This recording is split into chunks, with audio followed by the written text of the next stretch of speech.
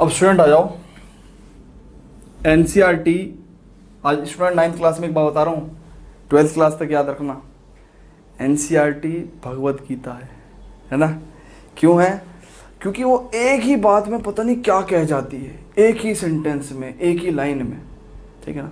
अब आप ये देखो, जिस चीज में मैंने 1.5 घंटा लगाया उसको एनसीईआरटी ने एक लाइन में कह दिया कि polynomial in one variable x of degree n. उसने एक ही लाइन में पॉलिनोमियल, वेरिएबल, डिग्री सबको जिक्र कर दिया। कह रहा is an expression of the form this, इस फॉर्म का एक्सप्रेशन है। कह रहा where this this this this, यानी कि ये और ये सब क्या होने चाहिए? कांस्टेंट होने चाहिए। वो हमें पता ही है क्योंकि ऑब्वियसली कांस्टेंट इनटू वेरिएबल की पावर होल नंबर ही क्या होता है? पॉलिनोमियल होता है। तो ऑब्वियस है कि जो इन सारे टर्म्स में जो कोएफिशिएंट्स हैं वो डेफिनेटली क्या होने चाहिए? कांस्टेंट होने चाहिए। कोएफिशिएंट बताया था ना आपको मैंने, हर टर्म में कोएफिशिएंट यहाँ a2 है, यहाँ a3 है।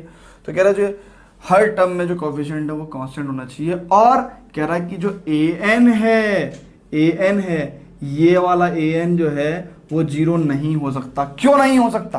बाकी सारी टर्म्स में हो सकता है। चेक करो, बाकी सारी टर्म्स में हो सकता है ना। कभी a2 भी 0 हो सकता है, a1 भी हो सकता है, मे बी a1 और a2 दोनों 0 हो सकते हैं, लेकिन an 0 नहीं होगा। क्यों नहीं होगा बताऊं?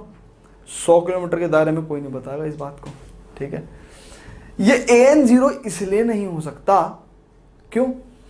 क्योंकि अगर an 0 हो गया तो ये वाली टर्म पूरी खत्म हो जाएगी, ये वाली टर्म 0 हो जाएगी। तो आप एक बात बताओ कि ये पॉलिनोमियल जो है उसकी डिग्री n रहेगी? उसकी डिग्री n रह ही नहीं पाएगी, क्योंकि n डिग्री n क्या है? Highest power of variable. n क्या है? Highest power of variable.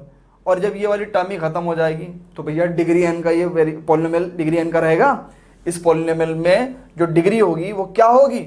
वो इससे पहले वाली टर्म की डिग्री होगी, दैट मींस an-1 x की पावर n-1। उस केस में डिग्री ये नहीं रहेगी, ये डिग्री रह जाएगी, n-1 डिग्री हो जाएगी। तो इस वजह से ये कभी भी 0 नहीं हो सकता, an कभी भी 0 नहीं हो सकता अगर डिग्री n का पॉलिनोमियल है। बात समझ में आ रही है? इसका मतलब ये है कि मान के चलो अगर डिग्री 2 का हमने कोई पॉलिनोमियल ले लिया, क्या 3x² + 2x + 5 है ना, तो पता चला जो डिग्री 2 वाला ही जो है वो क्या नाम जो है कोफिशिएंट आपने 0 कर दिया, तो ये टर्म पूरी खत्म हो जाएगी। तो अब इसकी डिग्री कितनी रह गई? 1 रह गई। तो इसलिए ये टर्म कभी भी हाईएस्ट पावर वाला वेरिएबल, उसका जो कोफिशिएंट है, हाईएस्ट पावर जो वाला जो वेरिएबल है, यानी कि जिस वेरिएबल से हमें डिग्री का पता चलता है उसका कोफिशिएंट 0 कभी भी नहीं हो सकता। इस बात का ध्यान रखें आप।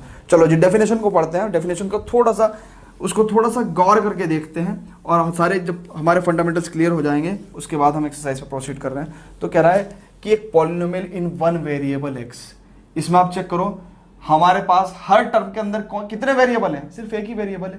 पूरे के पूरे पॉलिनोमियल में सिर्फ जो वेरिएबल है वो हमारा वो कितने हैं? सिर्फ एक है, वो भी x है। तो इसलिए कह रहा है polynomial in one variable x। इतनी बात समझ में आई? कह रहा ऑफ डिग्री n, इस पॉलिनोमियल की डिग्री कितनी है? n है। चेक कर लो। कह रहा है is an expression of the form. अब हमने आपको बताया था कि अगर डिग्री n है तो number of terms in polynomial कितनी होंगी?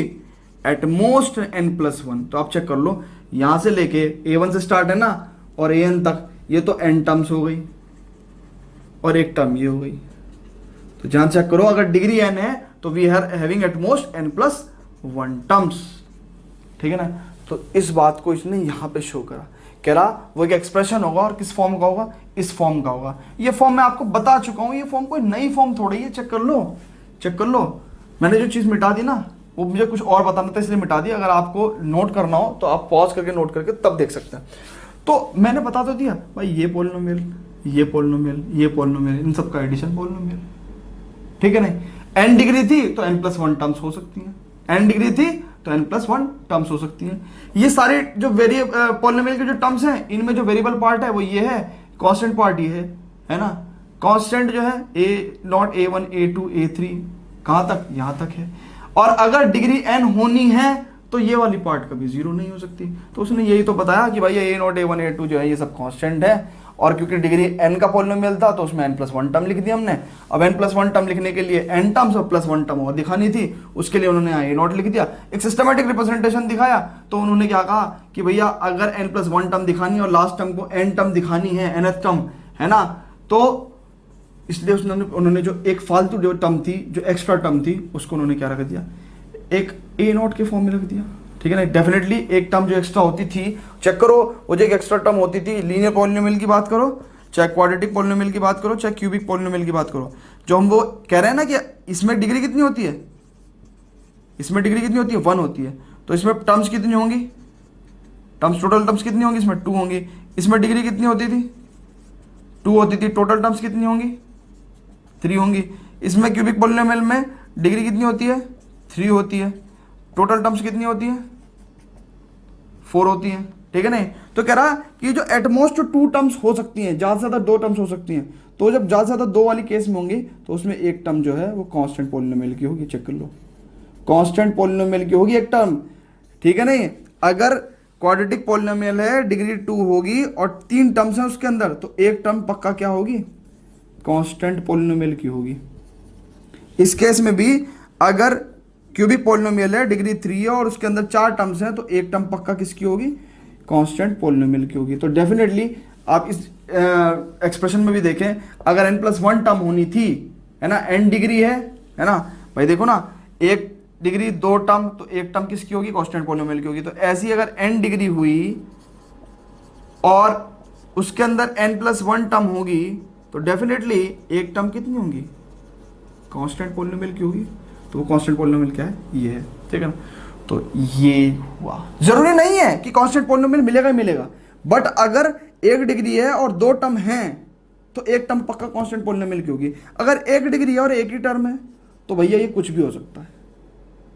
ये एक डिग्री है और एक टर्म होगी तो डेफिनेटली वो क्या होगी, वो x⁻1 वाली ही टर्म होगी। तो वो कुछ भी केस हो सकता है, बट मैंने बताया कि अगर एक डिग्री है और 2 टर्म्स हैं तो एक टर्म कांस्टेंट पॉलिनोमियल की डेफिनेटली होगी, तभी वो +1 टर्म, ये जो +1 टर्म वाला केस होता है ये कांस्टेंट पॉलिनोमियल का ही होता है। ठीक है नहीं। बात सुनो जी, धीरे धीरे जब हम क्वेश्चंस करेंगे आपको बहुत फील होगा। ठीक है ना। अब फाइनली एक्सरसाइज पे चलते हैं, उससे पहले मुझे आपको एक बात बतानी है। क्या बात बतानी है जी, उसको बहुत ध्यान से देखेंगे।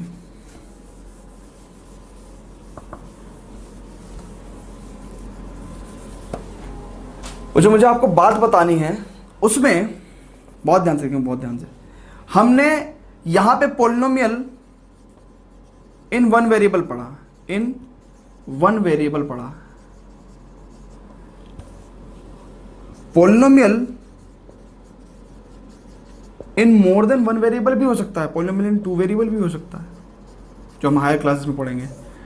पॉलिनोमियल इन 2 वेरिएबल कैसा होगा, अब 2 वेरिएबल हो जाएंगे x और y। मैंने आपको बताया था ना वेरिएबल स्टार्टिंग में वीडियो में, x y और z से हम वेरिएबल को डिनोट करते हैं। तो पॉलिनोमियल इन 2 वेरिएबल कैसा होगा, some constant 2 into variable, variable की पावर होल नंबर, प्लस या minus some constant, let's suppose it 4 into variable x, into variable भी हो सकता है।